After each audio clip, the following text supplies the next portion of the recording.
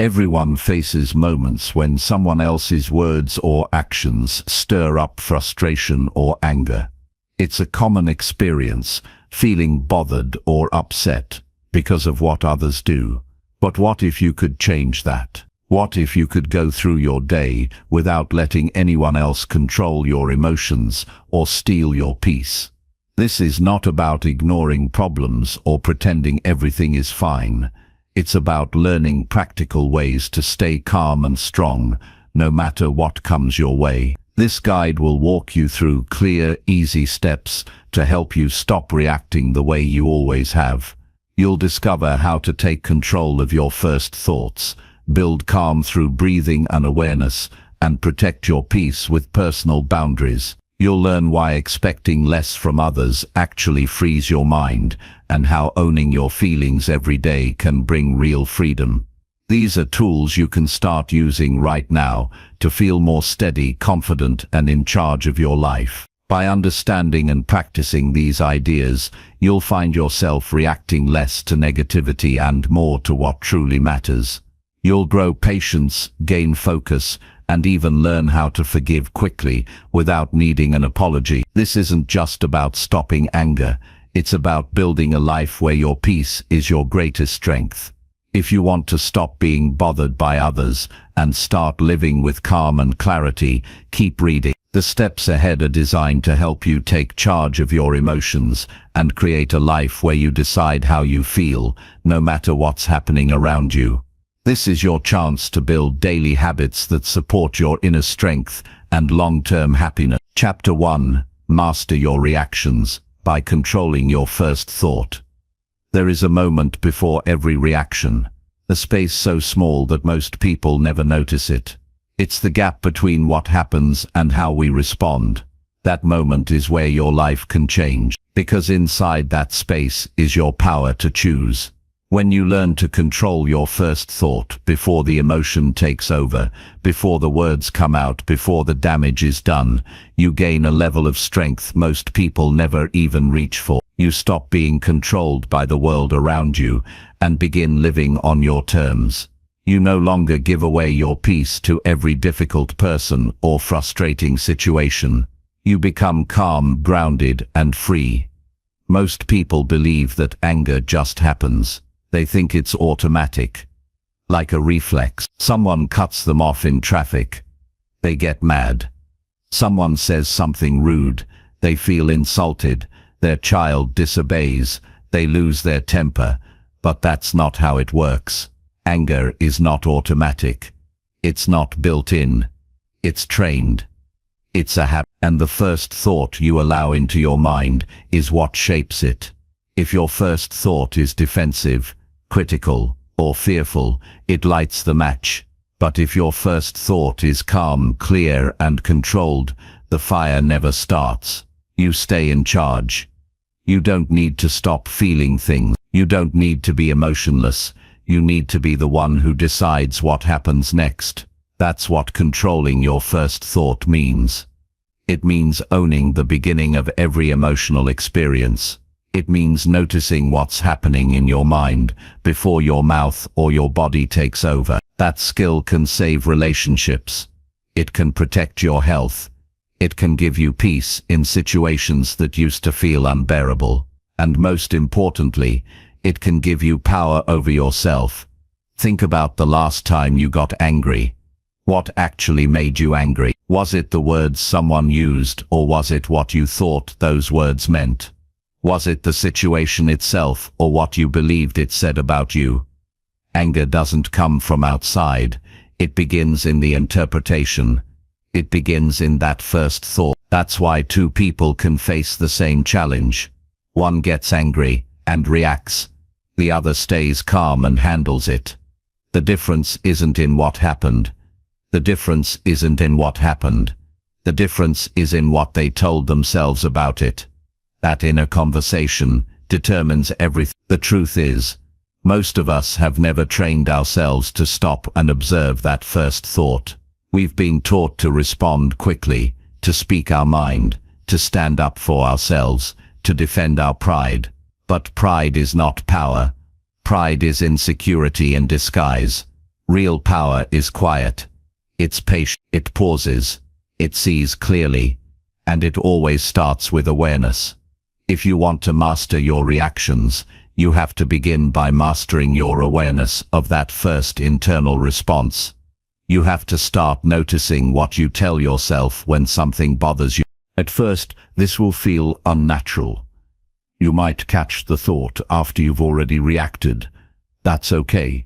The point is not to be perfect. The point is to start observing, and over time, as you keep paying attention, that space between trigger and response will start to grow. You'll find yourself noticing your irritation before it becomes anger. You'll feel the urge to argue but choose not to. You'll catch yourself thinking something negative, and instead of believing it, you'll challenge it.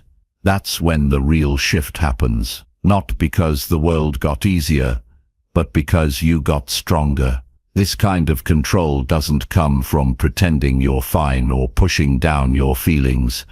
It comes from developing the discipline to question your initial thought. For example, someone cuts you off in traffic. Your first thought might be, "What a jerk."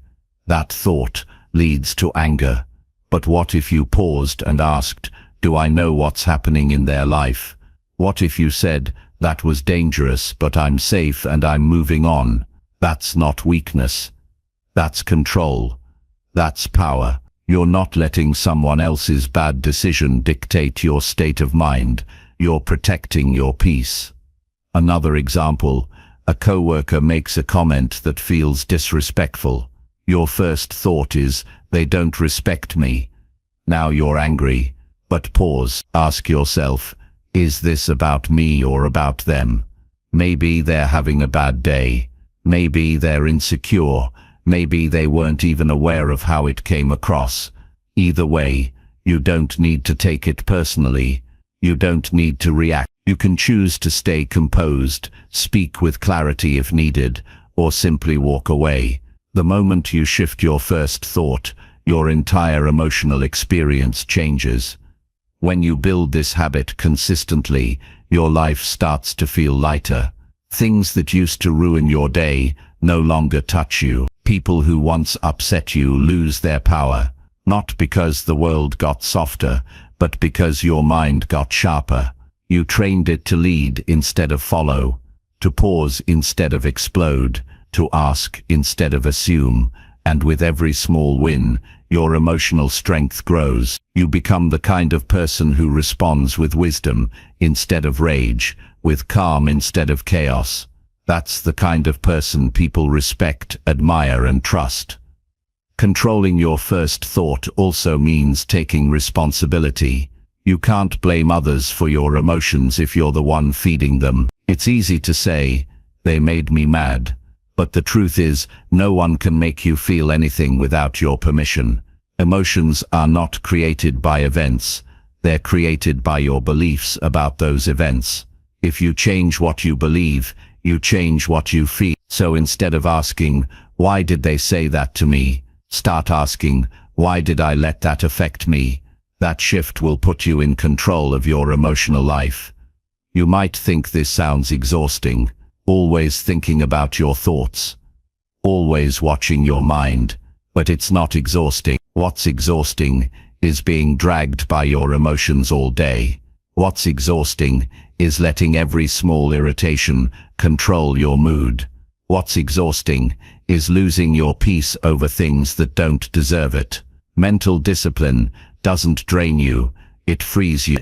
It gives you energy, focus, and inner calm. Because now, instead of reacting to everything, you're choosing what deserves your attention and what doesn't. And here's something important. This doesn't make you passive. It doesn't mean you let people walk all over you. It means you choose how and when to act with intention. You don't explode, you respond. You don't avoid, you face things with clarity. You're not emotionally numb. You're emotionally disciplined. That's what real strength looks like. People who can't control their reactions are not strong. They're fragile. Their emotions own them. But people who control their thoughts, their words, and their actions, Those people are unshakable. So, how do you start? The first step is simple but powerful. Awareness. Start noticing your triggers. Pay attention to the people, situations, or topics that tend to make you reactive. Keep a journal if you have to. Write down what happened, what you thought, and how you responded. Then imagine how you could have thought differently. Not to shame yourself, but to train your mind. Over time, this exercise rewires your reactions. You stop being surprised by your emotions and start becoming the one who shapes them. The next step is to pause. When you feel that heat rising, pause, take one deep breath, count to 3. Ask yourself, what's my first thought right now? Don't act. Don't speak. Just watch, and then challenge it. Ask, is this true? Is this helpful? Is this who I want to be? That small pause is where transformation happens. It's not about being cold, it's about being clear. And in that clarity, you find peace. You also need to set clear intentions for who you want to be. Every morning remind yourself, today I will control my reactions. Today I will choose calm. Today I will not give away my peace. Say it out loud. Write it down. Keep it visible. When your mind knows what you're aiming for, it's easier to follow through. You're training it, like a muscle. And just like any muscle, the more you use it, the stronger it gets. Remember that growth takes time. You won't master this overnight. But every time you control your first thought, even once, you build strength. And that strength multiplies. One calm response becomes 2, then 10, then a lifestyle. Eventually, people around you will notice. They'll say, you're different. You don't get worked up like you used to. That's not luck. That's practice. That's discipline. That's power. You don't need to fix the world to find peace. You just need to lead your mind. Your peace doesn't depend on other people changing. It depends on you mastering your first response. Because in the end, the only thing you truly control is yourself, and that's enough. When you control your first thought, you control your life. So every day, begin again. Notice what you feel. Own your reaction. Challenge your thoughts. Choose your peace. Let nothing steal your calm. Because you are not here to be ruled by anger. You are here to live with clarity, to lead with wisdom, and to walk through life with quiet strength. And it all begins with that first thought. Control it, and everything changes. Chapter 2. Build daily calm through simple breathing and awareness. Most people live their lives in a constant state of tension. Their minds are full, their shoulders tight, their breathing shallow, and their hearts heavy. They're always rushing, always thinking ahead, always bracing for what might go wrong. And because of that, they rarely feel calm. They go through entire days, sometimes weeks, without ever pausing to feel truly grounded. But the truth is, calm isn't found in changing your life, it's found in changing how you move through it. You don't need more time, fewer problems, or better circumstances to feel peace. You need to return to yourself, and that begins with one breath. Breathing is the one thing that never leaves you. It's always available, always steady, and always honest. It's your anchor in the chaos. The way you breathe reflects the way you live. Fast and shallow breathing usually means you're stuck in anxiety or stress. Long, deep, steady breaths signal clarity and presence. Most people never pay attention to how they breathe. They let it run in the background, unaware of the power it holds.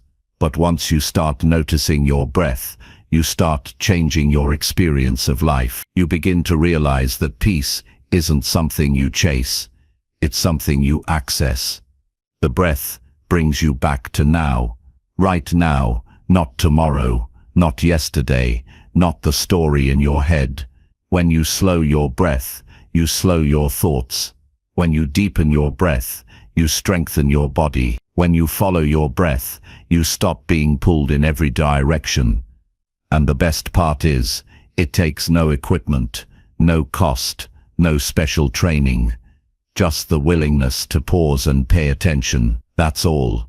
And from that small pause comes an entirely different way of living. Start your day with stillness, not with screens. Before you look at your phone, before you step into your routine, sit quietly and take 10 slow breaths. Close your eyes if you want to.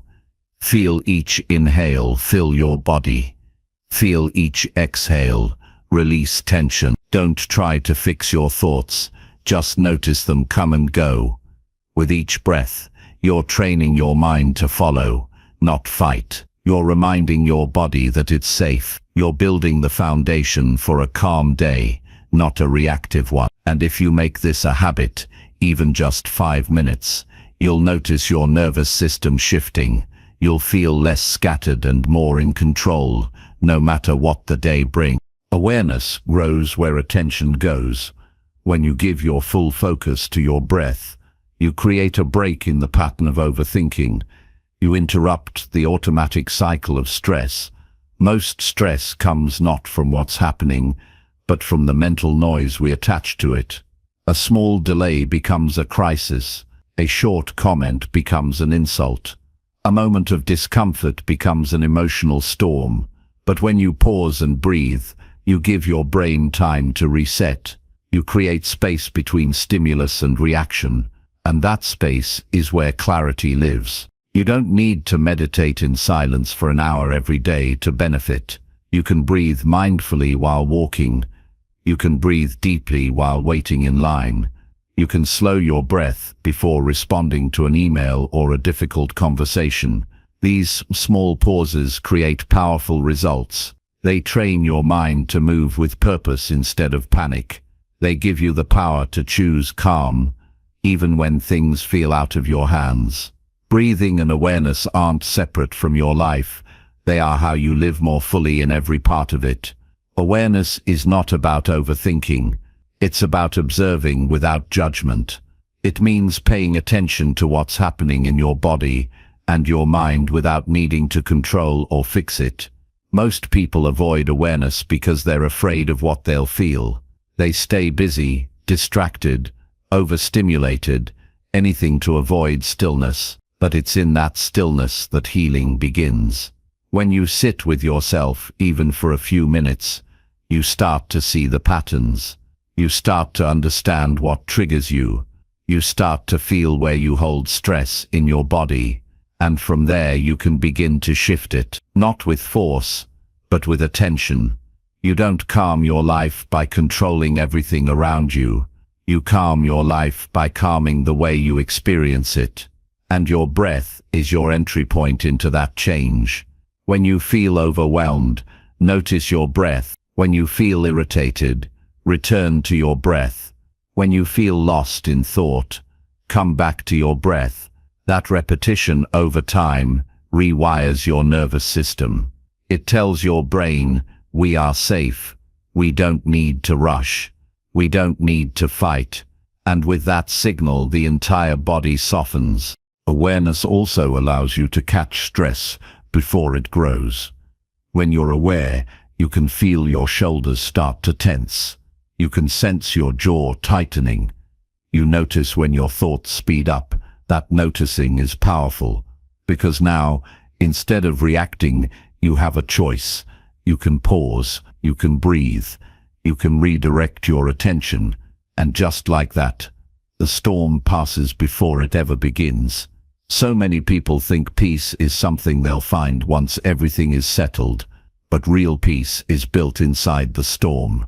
It's built in the way you breathe through difficulty, in the way you stay aware when it would be easier to check out, in the way you respond to stress with calm instead of chaos. That peace isn't a reward you earn, it's a discipline you practice, and you practice it one breath at a time. You also become more present, and presence changes everything.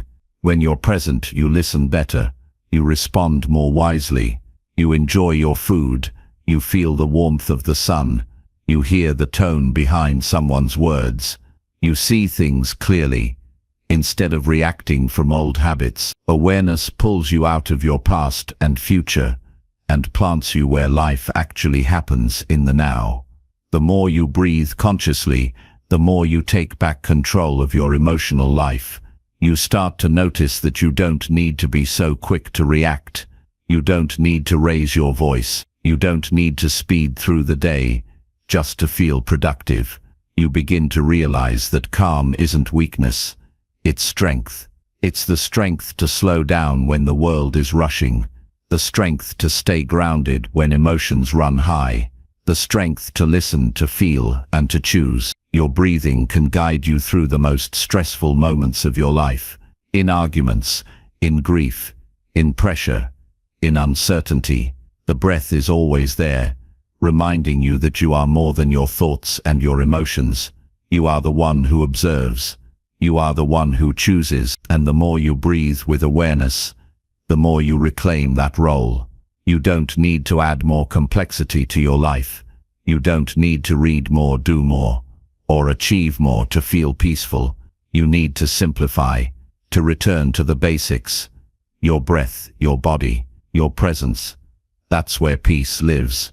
And when you practice that every day, even for a few minutes, it compounds. It builds a foundation so strong that stress no longer shakes you the way it used to. There will always be things outside your control, but how you breathe, how you focus, and how you respond, that's yours. And in a noisy, demanding, overstimulated world, that kind of control is not just a skill, it's a gift. Give yourself that gift. Slow down, pay attention, come back to your breath. In that space, you'll find calm. In that calm, you'll find clarity. And in that clarity, you'll find the strength to live well. Chapter 3. Strengthen your mind by expecting nothing from others. One of the quietest sources of pain in life is the gap between what we expect from others and what they actually do. We often carry unspoken hopes, silent assumptions, and emotional attachments to how people should treat us. We expect them to understand us without explaining, to be kind when we feel vulnerable, to apologize when they've hurt us, to show up without reminders, to listen deeply, to agree with our point of view, to care as much as we do. And when they don't, we feel disappointed, frustrated, even betrayed. But what if you could free your mind from all of that? What if you could live your life without needing anything from anyone to be at peace? That's not indifference, that's strength. Strengthening your mind begins with one decision: to stop building your emotional world on what others say or do. This doesn't mean you shut people out or stop caring.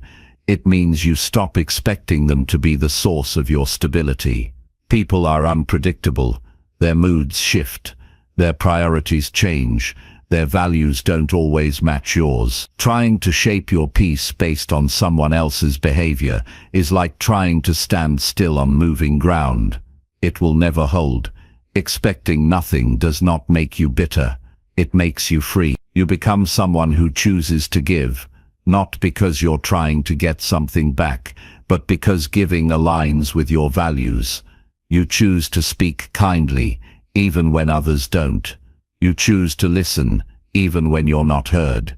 You choose to stay calm, even when others are chaotic. This is not weakness or passivity.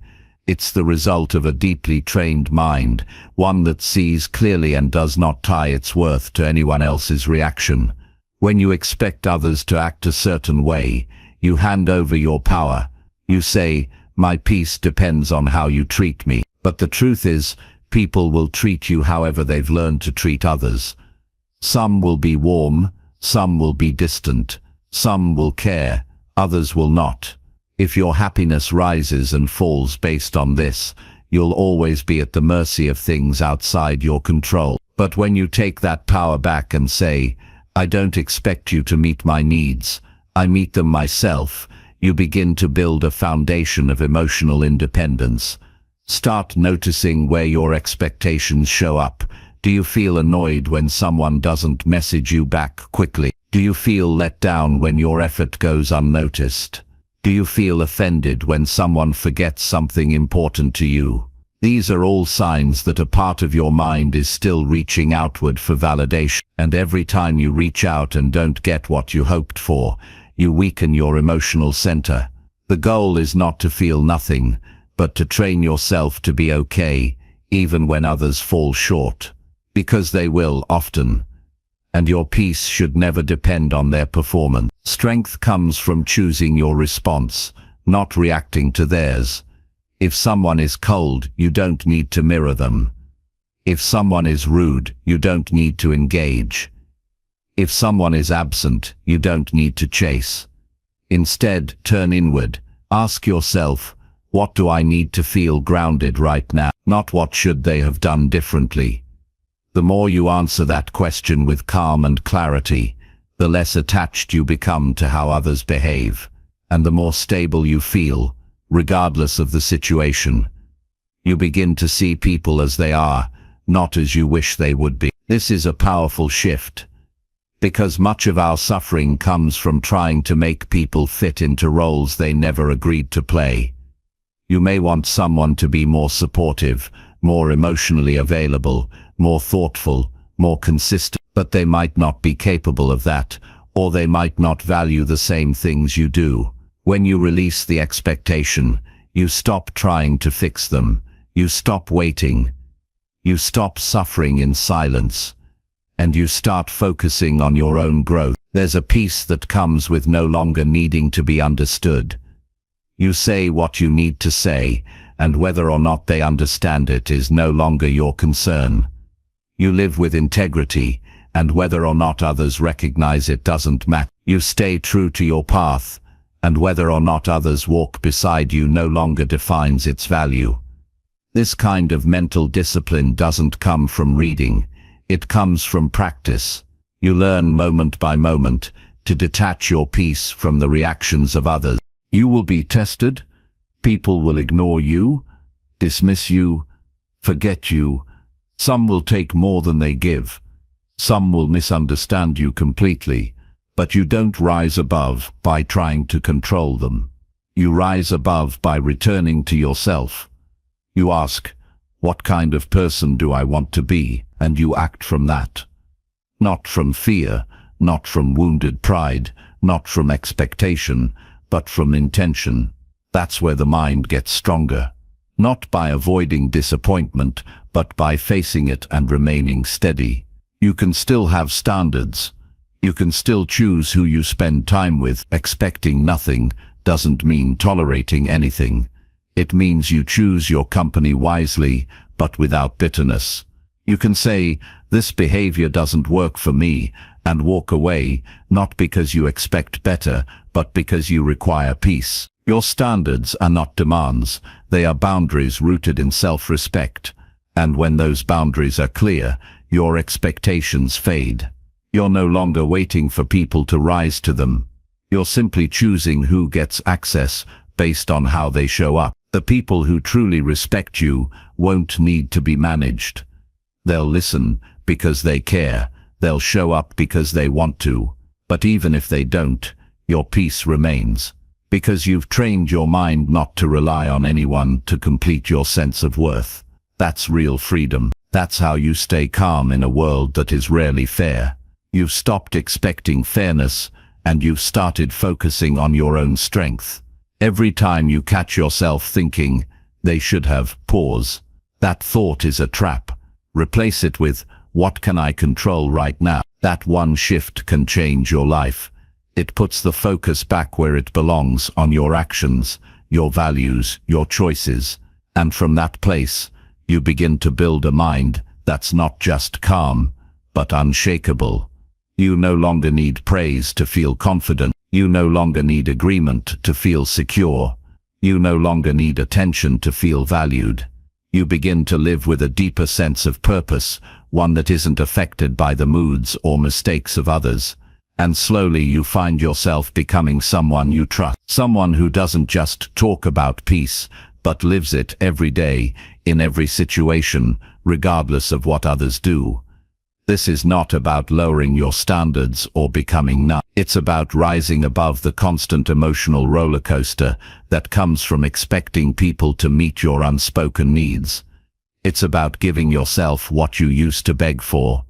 It's about creating an inner world that stays clear and calm even when the outside world is noisy. And that level of clarity once built cannot be shaken by anyone.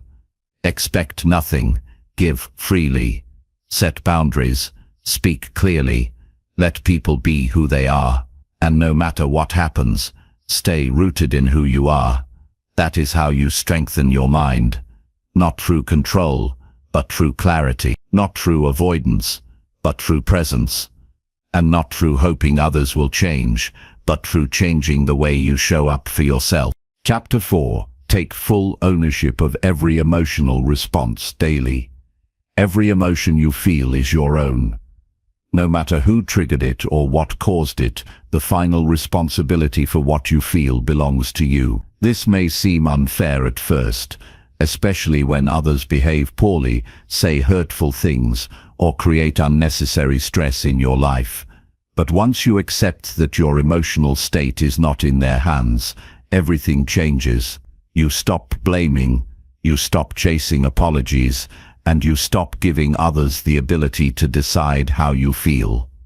You begin to realize that every emotional reaction is a choice, and the moment you take ownership of it, you reclaim your peace. Most people move through life reacting instead of responding. They allow situations and people to dictate their moods. Someone cuts them off in traffic, and they feel rage. Someone forgets to thank them, and they feel hurt. Someone disagrees with them, and they feel insulted. This reactive way of living is exhausting. It creates a cycle where you constantly feel like you're being pushed and pulled by forces outside of your control. But emotions don't work that way. They don't just happen to you. They rise from within you based on how you interpret what's happening, and you can change that interpretation.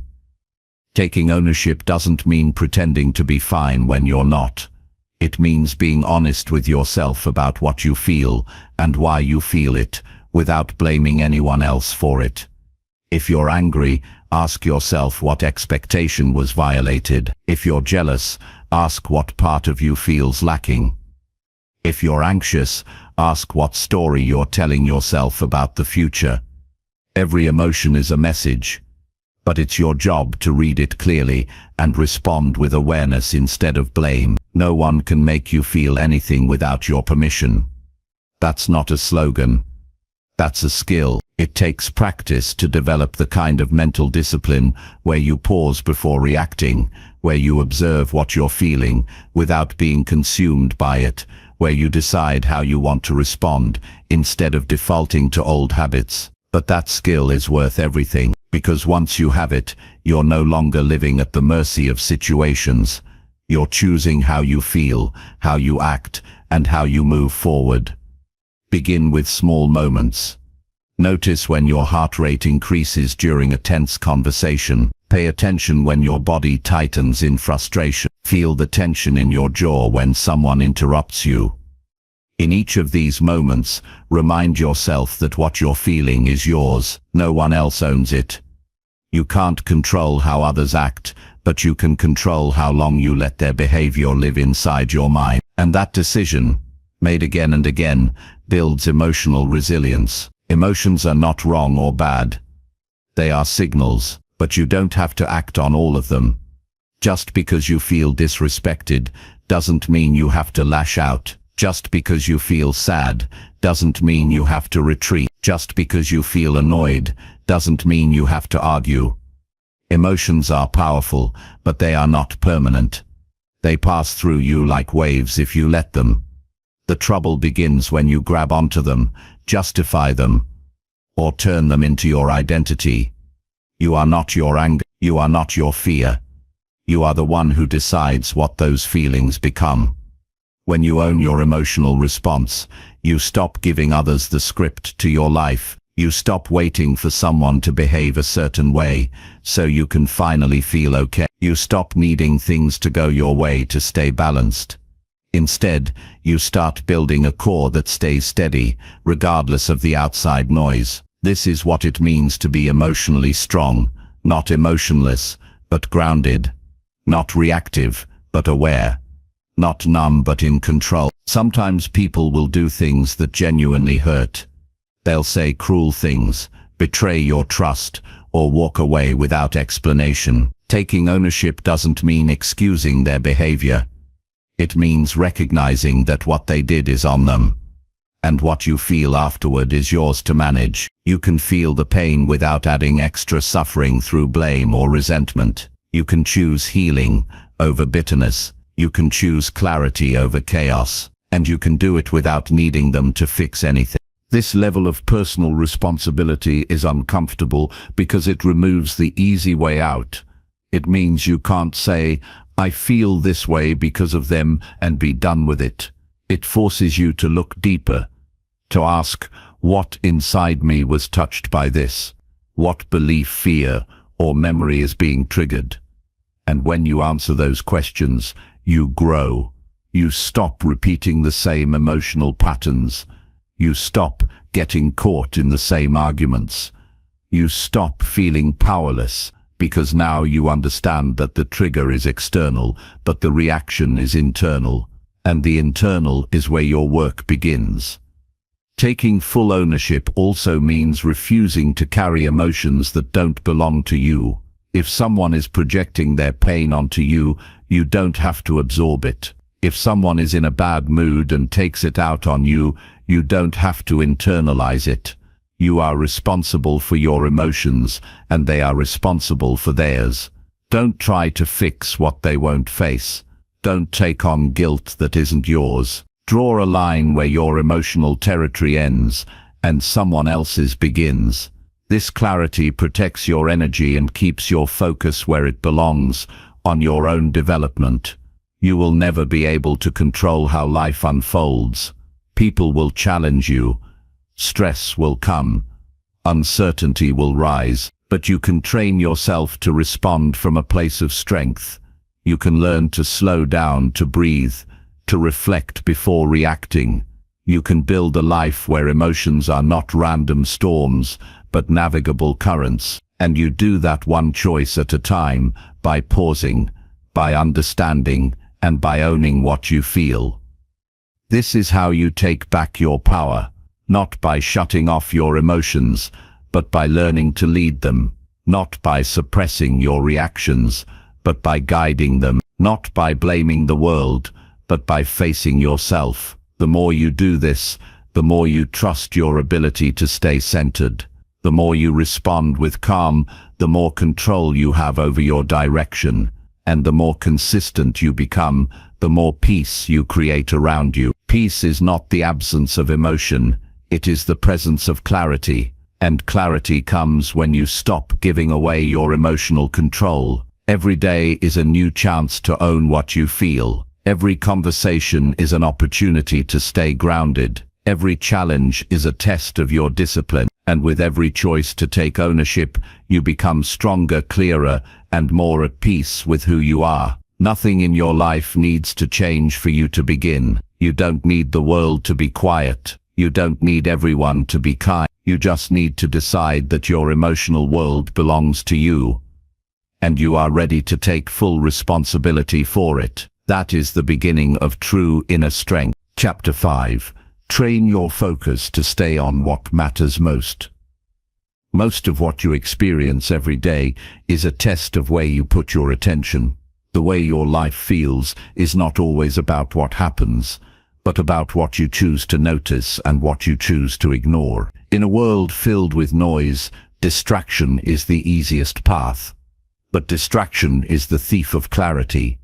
It pulls your attention in 100 directions, and each one takes a piece of your energy. To live well, to grow stronger, to stay centered, you must train your focus to stay locked on what truly matters, what aligns with your values, your purpose, and your peace. There is a constant battle between what grabs your attention and what deserves it. You can spend the day reacting to every message, every opinion, every minor inconvenience, or you can build the discipline to return to your priorities. That decision must be made repeatedly, not once. The ability to focus on what's essential isn't a trait you're born with. It's a skill you develop through deliberate effort. You sharpen it every time you pause before responding, every time you say no to something tempting but pointless, every time you let go of what's urgent in favor of what's important. To train your focus, start by getting clear on what matters most to you. Not just in words, but in practice. Who do you want to be? What do you want to give your time, energy, and attention to? What brings you peace, growth, or meaning? When you answer these questions honestly, you create a compass that keeps you from drifting. Without this clarity, you'll be pulled into every passing frustration, every shallow conversation, every endless scroll that offers escape but leaves you feeling empty. Focus begins where clarity exists. Without knowing what matters, you'll end up giving everything equal importance. And nothing meaningful can grow in a mind that treats noise and purpose the same. You are responsible for guarding your attention. Just like you would lock the doors to your home, you must protect your mental space from unwanted intrusions. That means being intentional about what you watch, what you listen to, what you read, and who you spend time with. If something constantly pulls you away from your goals, your peace, or your values, it is not neutral.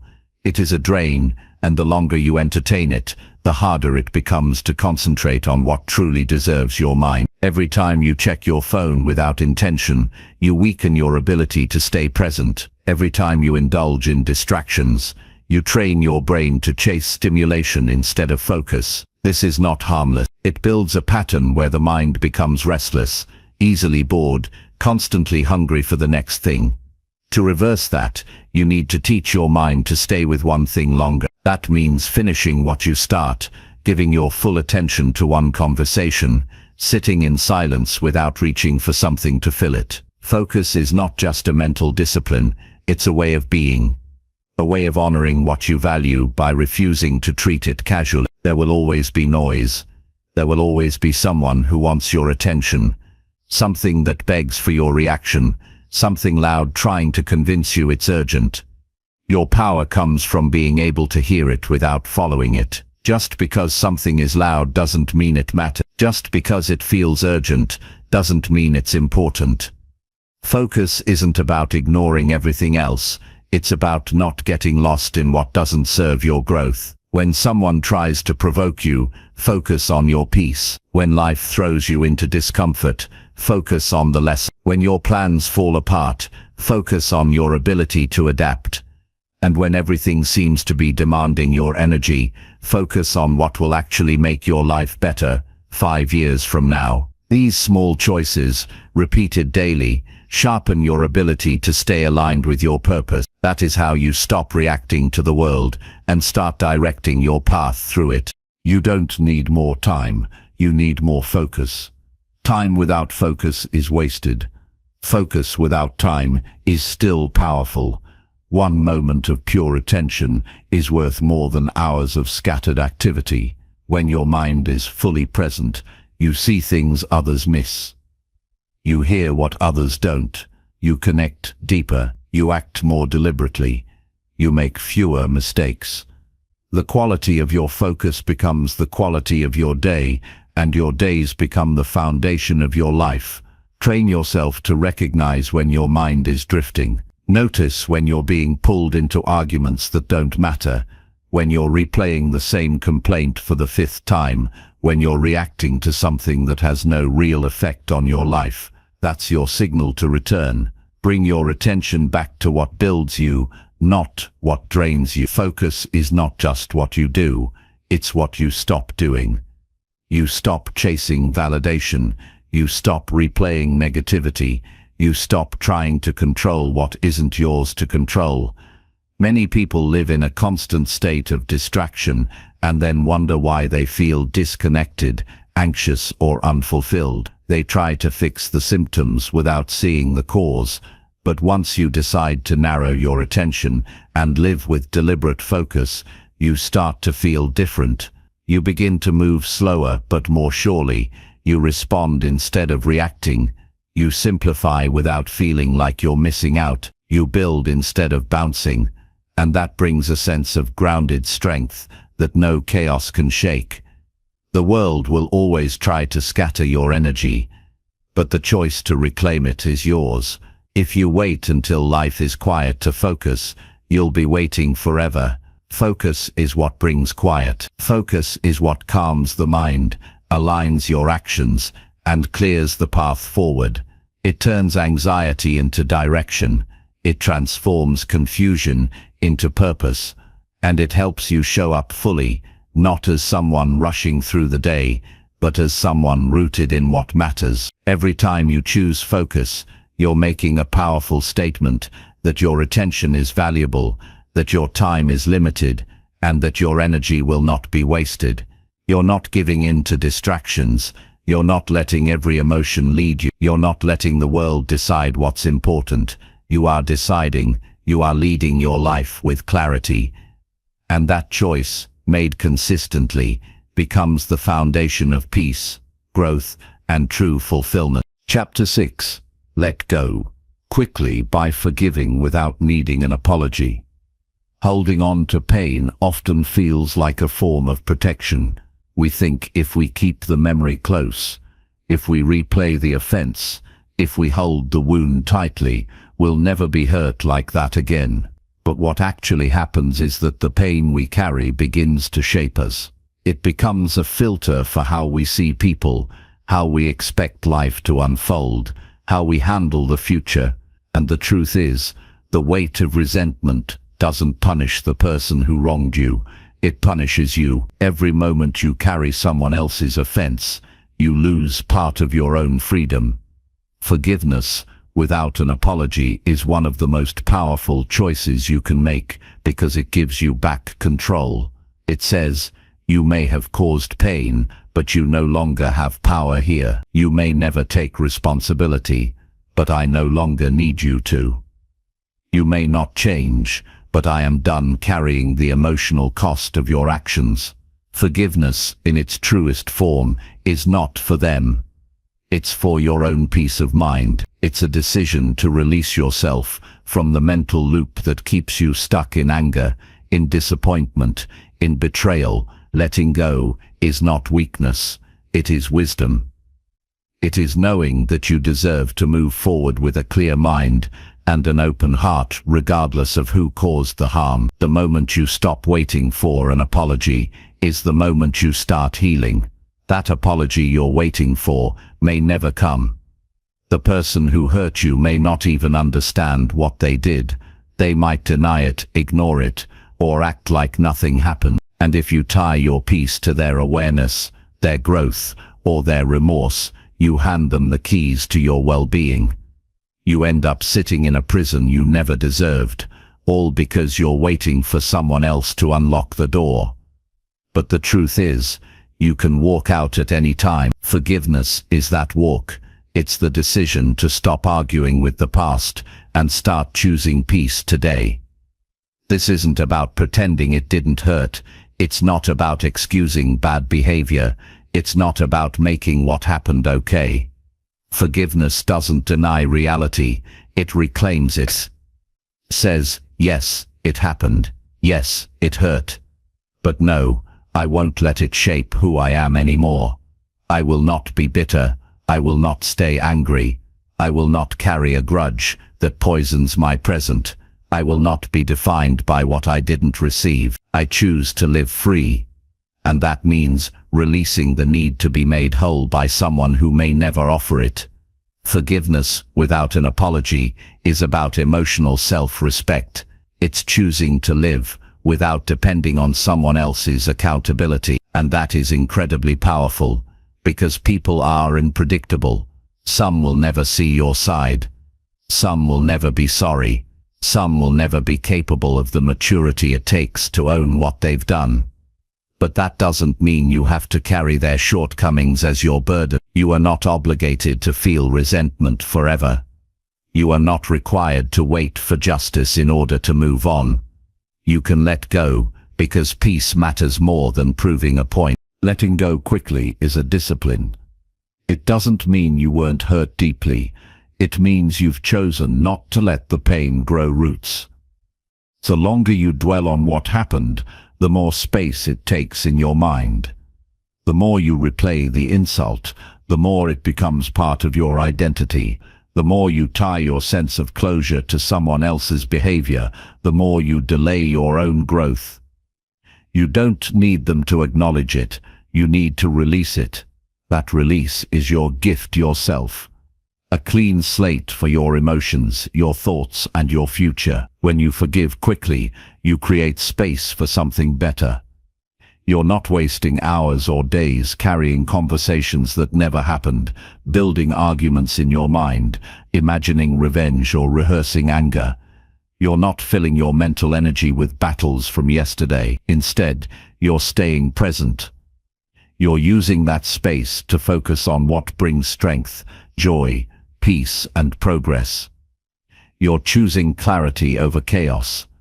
That decision changes how you sleep, how you speak, how you show up to the people who actually value you. Sometimes we think if we forgive too quickly, we're letting people get away with things.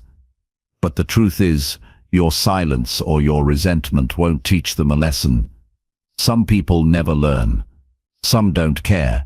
Others may simply not have the self-awareness to see their impact. But if your goal is peace, not punishment, you can forgive and move on regardless of their growth. That's your lesson. That's your progress. You become stronger, lighter, more unshakable. Not because the world became fair, but because you stopped waiting for fairness to heal you. The more you practice forgiving without needing closure, the more resilient you become. You realize that your emotions are yours to manage.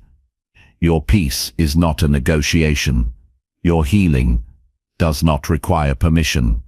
You set yourself free by remembering that you always have a choice. The past may not change, but how you relate to it can. You can decide that your future deserves more space than your wounds. You can decide that no one's lack of apology is worth your suffering. You can decide that letting go is not losing, it's winning the battle for your own inner life. There's no need to announce it. You don't have to tell them you've forgiven them. You don't need them to understand what you've done. Forgiveness is quiet, personal, internal. It's a shift in how you feel when you think about them. It's a softening of the mind, a release of tension in your chest, a return to yourself. It's the freedom to look forward without dragging old weight behind you. That freedom is available now. Not someday when they come around, but the moment you decide your energy is too valuable to waste on what's already over. You're not letting them off the hook. You're taking yourself off the hook. You're choosing to stop suffering from something that already ended. You're choosing to be free in a world where many are still trapped by the things they can't let go of. That choice makes you powerful. It makes you clear. It makes you wise. You are not your pain. You are not what happened to you. You are what you choose to become now. And when you forgive without being asked, you are saying, I choose freedom. I choose peace. I choose to move forward, light, clear, and strong. Chapter 7. Protect your peace by setting clear personal boundaries. Your peace is not something others are responsible for. It's yours to protect, not theirs to preserve. The moment you start expecting others to treat your well-being as their priority, you place your emotional safety in their hands, and that's a fragile place to live. Real peace comes when you learn how to guard it with boundaries that are firm, respectful, and consistent. Boundaries are not walls to shut others out. They are lines of clarity that define what you will and will not accept in your life. They are a form of self-respect and a signal that your inner world matters just as much as anyone else's expectations. Many people go through life drained and frustrated, not because they lack kindness or patience, but because they've never learned how to draw the line where their peace ends and someone else's chaos begins. They allow guilt, fear of rejection, or a desire to please others to override their own needs. They say yes when their heart says no. They overextend, overgive, and overexplain, and then wonder why they feel so depleted. The truth is, you can't live in peace if you constantly make others comfortable at your own expense. Boundaries are the remedy for that exhaustion. Setting a boundary is not an act of anger, it's an act of clarity. You don't need to raise your voice or defend your decision. You just need to decide what's true for you and act accordingly. A boundary doesn't require permission to be valid. It stands on its own, because your life belongs to you. Whether you're deciding how much time to give, what kind of energy to accept, or which conversations you'll engage in, the power is in knowing where you stand and holding to it. You don't need to be harsh to be clear. You just need to stop abandoning yourself to avoid discomfort. The resistance to boundaries often comes from the fear of conflict. You worry that if you draw a line, someone will get upset, misunderstand you, or withdraw their affection. But if the price of keeping someone close is betraying your peace, then you're paying too much. You weren't born to be liked by everyone. You were born to live in alignment with your own values. Those who truly care for you will respect the limits you set. Those who don't may leave, but what you lose in approval, you gain in freedom. Peace doesn't come from pleasing people. It comes from being true to yourself. Protecting your peace means making hard decisions. It means turning off the phone when your energy is low, even if someone expects you to be available. It means declining invitations that feel draining, even if others take it personally. It means stepping away from conversations that spiral into negativity. It means not participating in emotional tug-of-wars, guilt trips, or endless arguments that go nowhere. You don't have to prove your point. You don't have to convince anyone of your worth. You just have to know when to disengage. That's not cold, it's wise. Boundaries require consistency. One of the biggest mistakes people make is setting a boundary and then backing down when it's tested. But every time you let someone cross your line without consequence, you teach them that your peace is negotiable. You show them that your words are flexible and your self-respect is conditional. That's how resentment builds. If you want others to take your boundaries seriously, you must take them seriously first. Hold them not with hostility, but with quiet confidence. You don't have to explain the same thing over and over. Just act in alignment with your limit. Peace is not the absence of challenges. It's the presence of strength, and strength comes from knowing what is yours to carry and what is not. You don't have to fix everything. You don't have to absorb everyone's emotion. You don't have to feel responsible for how people react when you take care of yourself. Their response is their responsibility. Your job is to stay grounded in what you know brings you balance, even if others don't understand. Some people may call you selfish when you choose yourself. That's okay. You're not here to be understood by everyone. You're here to live in a way that honors your soul. Boundaries aren't just about other people. They're also about you. Sometimes the person you need boundaries with the most is yourself. Are you staying up late, sacrificing your sleep for distractions that don't serve you? Are you saying yes to tasks that don't align with your priorities? Are you allowing your thoughts to run wild, replaying arguments or anticipating rejection? Mental boundaries are just as important as physical ones. You must learn to protect your mind from noise, from overthinking, from habits that leave you drained. That's how you cultivate lasting peace. It takes time to get comfortable with boundaries, especially if you're used to putting others first. But with each boundary you set, you grow stronger. You begin to see that your peace is not something others can give or take. It's something you claim. You begin to trust yourself more, speak more honestly, and live more freely. You no longer need everyone to agree with you. You no longer feel guilty for resting. You no longer apologize for being clear. You become someone who values your energy enough to use it wisely. That's a version of you that's hard to disturb. You are not responsible for teaching others how to treat you with long lectures or repeated warnings. You are responsible for showing them through action.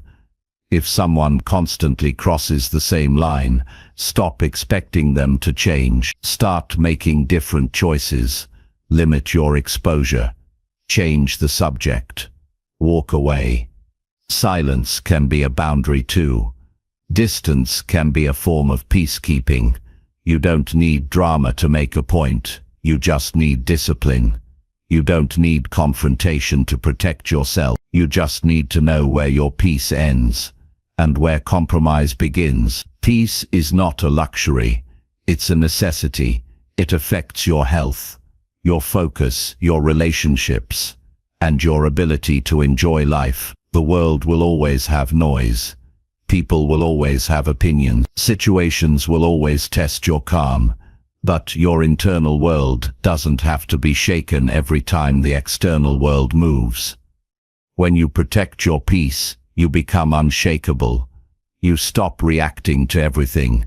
You start responding with purpose. You start choosing what gets your time, your attention, your emotion. That choice is your power. And that power builds a life where peace isn't occasional. It's your foundation. Chapter 8. Practice emotional discipline through silence and reflection. True emotional strength is not found in how loudly you speak or how quickly you respond. It reveals itself in how well you can hold your tongue when your emotions are high, how patiently you can sit with your discomfort, and how deeply you can reflect before reacting. Most people live in constant reaction mode. A word, a look, a moment of disappointment. These things spark impulsive responses, and before they know it, they've poured energy into conflict, regret, or worry. But the power you gain when you begin practicing silence and reflection is immeasurable. It is not suppression. It is control. It is a choice to pause, to evaluate, and to respond from a place of clarity rather than chaos. Silence is not weakness. It is restraint. It allows you to step outside the intensity of the moment and observe what's really going on. Most of what upsets us isn't the event itself, it's the story we tell ourselves about what it means. In silence, that story slows down. You begin to see that the anger you feel may not be about the person in front of you at all. The frustration may stem from something deeper, something unresolved within yourself. When you stop speaking just to be heard, and instead start listening to your own inner responses, you begin to uncover the truth beneath your surface reactions. Reflection doesn't mean overthinking. It means becoming a quiet witness to your own inner world. You learn to ask yourself, what exactly am I feeling? Why does this bother me? What does this trigger say about my values, my wounds, my expectations? Instead of exploding, you explore, you look inward, not outward. You stop giving others the remote control to your emotions and begin managing them from within. That is emotional discipline, not the absence of feelings, but the ability to navigate them with intention. When you start practicing emotional discipline, you notice that your relationships change. You're no longer pulled into unnecessary arguments. You don't take the bait when someone tries to provoke you. You don't feel the urge to defend yourself every time you're misunderstood. You realize that peace is not won by winning battles.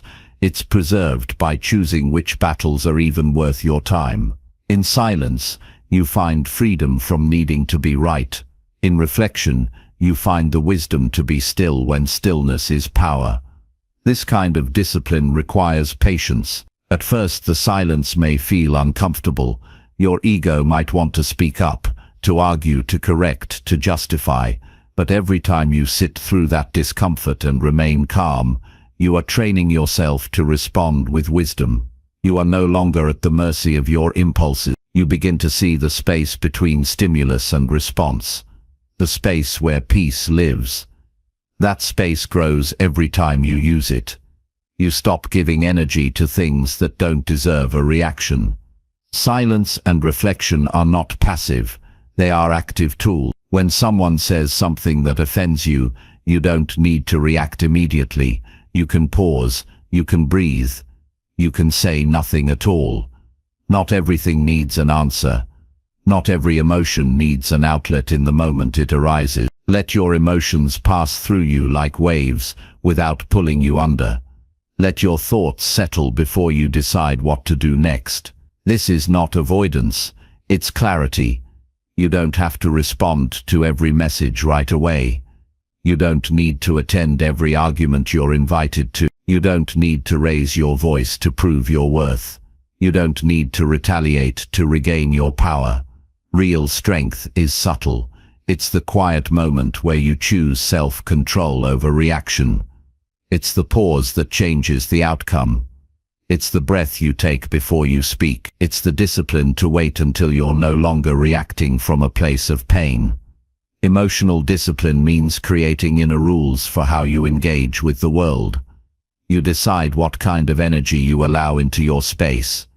You choose what tone you speak in, regardless of how others behave. You decide not to mirror negativity. You refuse to match someone's chaos. You learn that your response is your responsibility, and that no one can make you lose your peace unless you hand it over. It's not about denying your emotions, it's about guiding them. Sometimes, silence is the best answer. Not because you have nothing to say, but because what needs to be said doesn't need to be said now or at all. Sometimes, reflection is more productive than action. You can sit with your thoughts, let them settle, and find that most things lose their power when you don't feed them. The conflict you thought was urgent feels smaller in the light of calm. The offense you carried feels lighter when you realize it came from someone else's pain, not your truth. Emotional discipline also builds confidence. When you stop reacting to everything, you begin to feel more in control of your life. You're no longer tossed around by every interaction. You stand steady, knowing that you have the inner tools to manage yourself. That steadiness shows up in your posture, in your presence, in your words. You become someone who doesn't need to shout to be strong. You become someone whose silence speaks volumes. Practicing emotional discipline doesn't mean you never express yourself. It means you express yourself with thoughtfulness, not aggression. You speak from a centered place, not a triggered one. You act with purpose, not out of habit. You handle your emotions before they handle you. You become someone who reflects first, speaks second, and reacts rarely. That kind of presence is rare in a world that prizes speed and noise, and it makes you stand out in the best way. There will always be moments that test your calm. People will say the wrong thing. Situations will provoke you. Life will throw unexpected stress in your path. But the more you practice silence and reflection, the less those moments shake you. You begin to carry your calm with you. Instead of trying to find it after the damage is done, you stop regretting your words. You stop apologizing for outbursts. You stop cleaning up messes you never had to make. That is the power of emotional discipline. It prevents pain before it begins. You may not be able to control what others do, but you can always control what you do next. And that begins with a pause, a breath, a quiet moment of awareness. From that space you decide the kind of life you want to live, and the kind of person you want to be. You realize that peace is not passive. It is created through consistent practice, through moments where you choose reflection over reaction, and through the silent strength that grows each time you respond with intention instead of impulse. Chapter 9. Grow your patience by choosing slow over fast reactions. Patience is not merely the ability to wait, it is the capacity to maintain composure and clarity while waiting. Choosing to respond slowly instead of reacting instantly builds strength that transforms your entire experience of life. In a world obsessed with speed, the habit of quick reactions can lead to mistakes, misunderstandings, and regrets. Slow responses allow for reflection and better decisions. The simple act of slowing down your reaction creates space for awareness, understanding, and calm that preserves your peace and empowers your choices.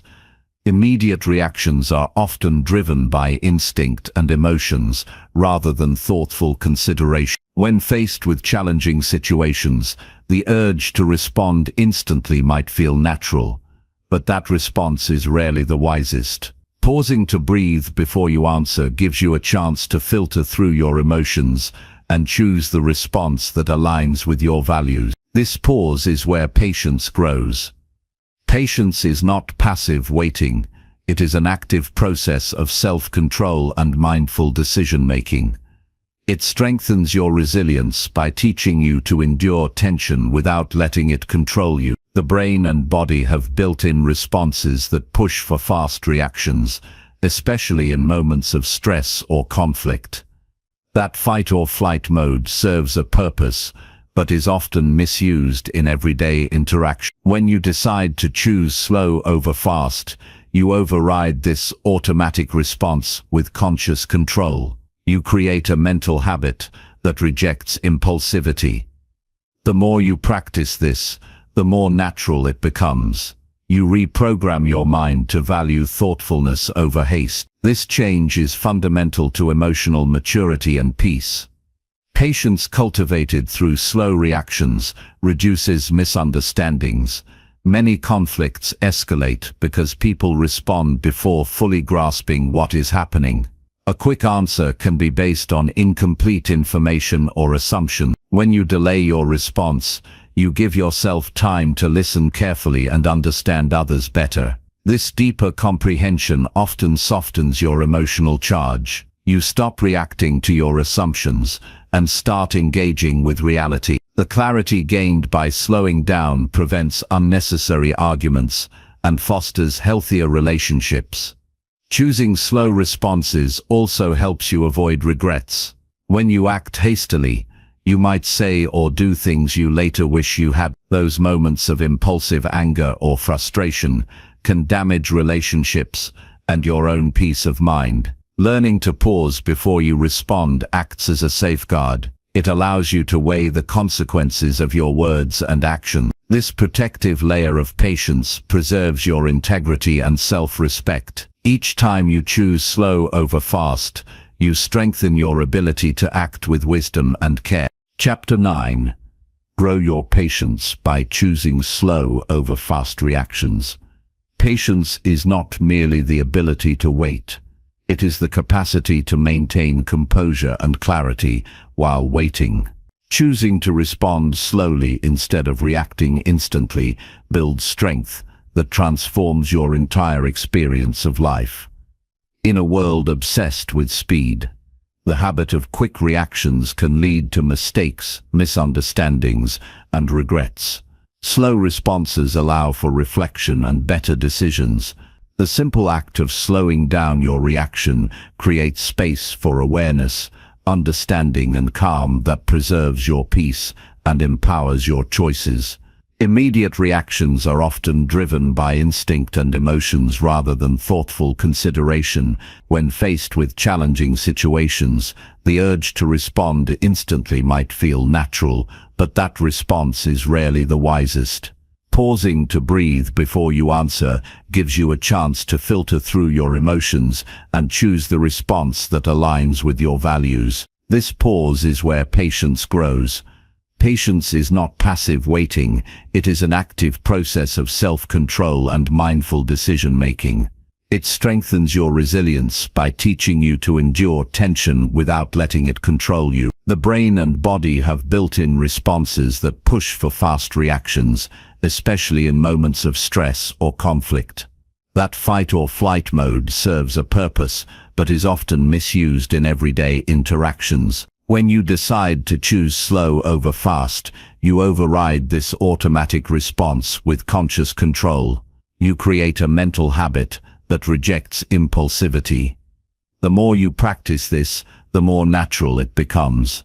You reprogram your mind to value thoughtfulness over haste. This change is fundamental to emotional maturity and peace.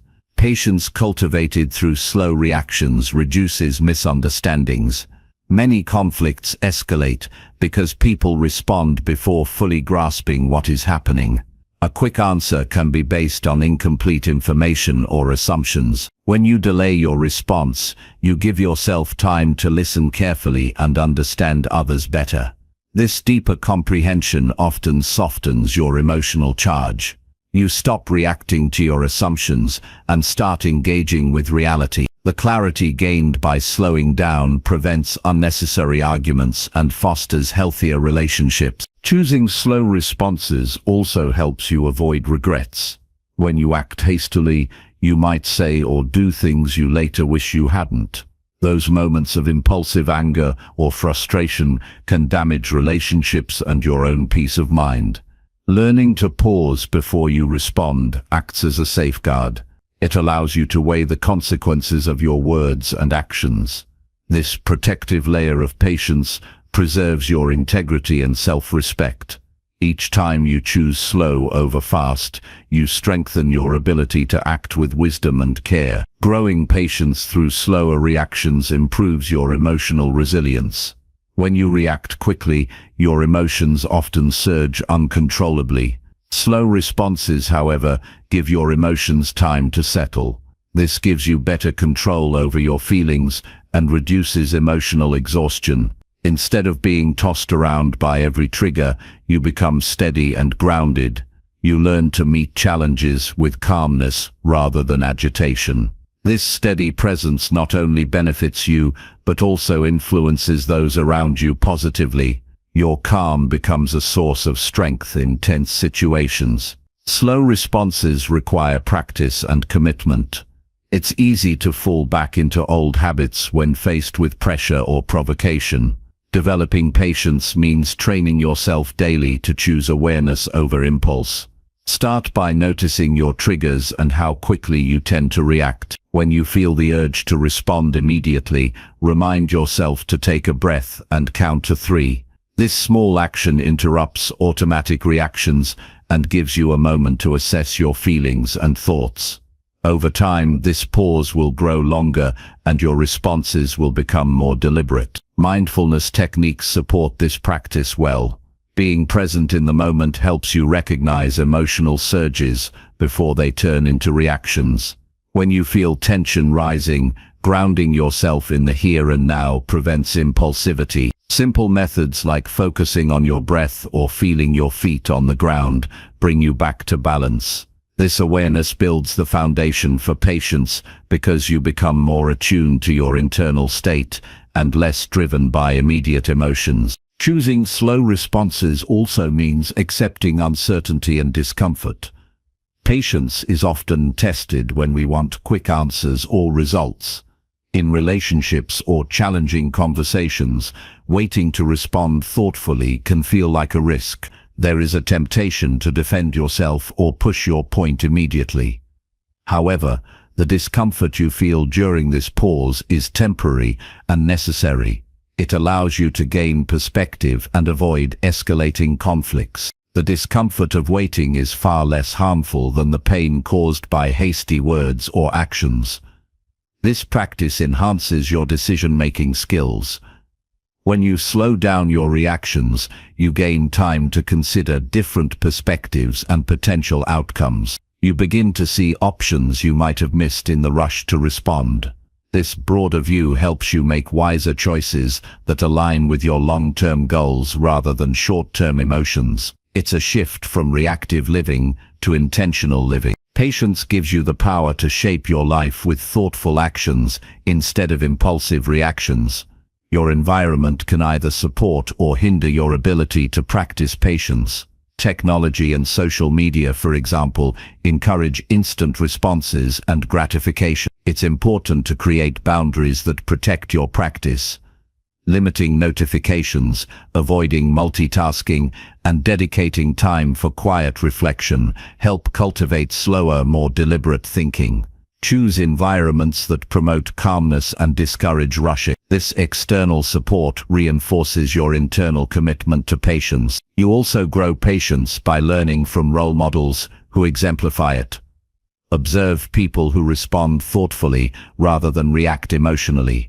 Notice how they handle stress and conflict with grace. Reflect on how their patience influences their success and relationships. Let their examples inspire you to build your own patience muscle. Surrounding yourself with calm, reflective individuals helps you maintain your own slower rhythm. Building patience improves your health. Chronic stress caused by rapid reactions and heightened emotions harms your body over time. It can increase blood pressure, disrupt sleep, and weaken your immune system. Choosing slow responses lowers stress and promotes relaxation. This positive effect on your body reinforces the importance of patience as a key to overall well-being. You nurture your mind and body simultaneously by embracing slower, calmer reactions. Finally, patience brings a sense of peace and satisfaction. When you are no longer driven by the need to respond instantly, you experience freedom. Freedom from the constant pressure to prove yourself, to be right, or to win arguments. Freedom to observe life with calmness and confidence. This peaceful state is a gift you give yourself every time you choose slow over fast. It is a practice worth cultivating because it transforms your entire experience of life. It empowers you to live with intention, resilience, and grace. Chapter 10. Live each day. Proving your peace is your power.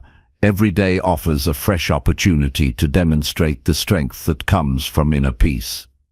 Living with peace as your power means moving through the world, grounded in calm, regardless of external chaos. This peace is not a passive state, but a dynamic force that shapes your choices, interactions, and outlook. It is the quiet foundation beneath your actions, the steady current that carries you forward with clarity and purpose. When peace becomes your power, you no longer depend on outside circumstances to feel secure. Instead, you draw strength from within, and this transforms how you live each moment. True power is not found in loud words or aggressive actions. It is discovered in the stillness of a composed mind. The most influential people are those who maintain their calm when faced with challenges. Their tranquility commands respect and creates space for reason and understanding. This calm presence diffuses tension rather than escalating it. It allows for better decision-making and creates an atmosphere where solutions can flourish. By embracing peace, you step into a role of quiet leadership, guiding yourself and others without force or conflict. Each day, you have the chance to choose peace over reaction. Life will test you with frustrations, disappointments, and provocations, but your response is always within your control. When irritation arises, the impulse might be to lash out or withdraw. Instead, practicing peace means responding thoughtfully and with grace. This choice is a declaration of your power. It shows that you are not ruled by circumstances or emotions, but by your commitment to inner strength. Living this way builds resilience, making you less vulnerable to the ups and downs that everyone faces. Peace as power means prioritizing your mental and emotional well-being. This starts by protecting your mind from unnecessary turmoil. Not every battle requires your energy. Learning to let go of things beyond your control preserves your calm. You create boundaries that defend your peace, refusing to allow negativity or drama to penetrate your inner world. This discipline nurtures a sense of freedom from the exhausting cycle of stress and conflict, freedom to focus on what truly matters in your life. Living each day in peace also means embracing acceptance. Acceptance is not resignation but a clear-eyed acknowledgement of reality. It is the willingness to face life's imperfections without resistance or denial. This attitude releases you from the struggle against things as they are. It frees your energy to engage productively with challenges instead of wasting it on frustration. Acceptance breeds a kind of strength that is unshakable. When you accept what you cannot change, your peace becomes a fortress that no external force can breach. The power of peace is amplified by your ability to remain present. When your attention is rooted in the now, you stop being swept away by worries about the past or future. Presence anchors you in reality and reduces mental noise. It allows you to fully experience life, appreciate simple joys, and respond to situations with clarity. This mindfulness deepens your peace because it connects you to what is real rather than what might be feared or hoped for. Being fully present makes peace a lived experience, not just an ideal. Your actions reflect your inner peace. When you act from calmness, your behavior becomes consistent and reliable. Others sense your stability and are drawn to it. This trust strengthens your relationships and creates harmony in your interactions. Peaceful living helps you communicate clearly and listen deeply.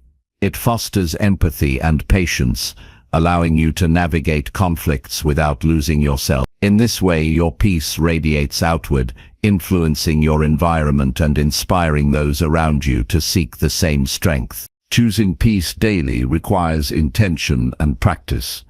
It is a conscious commitment to respond rather than react, to create space rather than fill it with noise. Small rituals support this commitment. Moments of quiet reflection, mindful breathing, or simply pausing before speaking. These habits build your capacity to remain centered amid distractions and pressures. Over time, peace becomes a default mode, a natural way of being rather than a struggle to maintain. This effortless peace is a sign of mastery, a reflection of your ongoing personal growth. Living peacefully also means taking responsibility for your happiness. It is tempting to look outside for validation or satisfaction, but lasting contentment comes from within. When you cultivate peace as your power, you rely less on external approval and more on your own sense of worth. This independence strengthens your confidence and reduces anxiety. You become less reactive to criticism or praise because your foundation is internal. This freedom is empowering, allowing you to pursue your goals with calm determination. Your peace is tested when faced with adversity. Difficult moments reveal the strength of your inner calm. Choosing peace in these times is an act of courage and resilience. It shows that you have trained your mind to remain steady regardless of hardship. This steady presence becomes a source of inspiration to others. Your ability to handle life's storms without losing composure demonstrates that peace is not weakness, but a powerful force. It is a testament to your growth and a beacon of hope for those around you. Peaceful living brings clarity to your priorities. When your mind is calm, distractions fade and your true values emerge. This clarity guides your decisions, ensuring they align with what matters most to you. You become more focused and purposeful in your actions. The energy once spent on worry or anger is redirected toward meaningful pursuits. In this way, peace empowers you to live authentically and fully. It is the foundation for a life of integrity and fulfillment. Ultimately, living each day, proving your peace is your power, is about embodying a deep truth that your inner state shapes your experience of life. When you master your peace, you master your power. This power is not about control over others, but mastery over yourself. It is the ability to face life with calm strength, to rise above distractions, and to remain grounded in your values. This inner power creates a ripple effect, improving your relationships, your work, and your well-being. It is the cornerstone of a meaningful, resilient life. By choosing peace as your power, you declare that your happiness and strength come from within. You break free from the chaos that can consume so many. You become a steady presence in a restless world. Each day is an opportunity to practice this strength and deepen your commitment to calmness. This daily proof of peace is not only a personal triumph, but a lasting legacy. It shows what is possible when discipline meets wisdom, when serenity becomes strength. Living this way is the ultimate act of self-mastery and the truest form of power you can possess.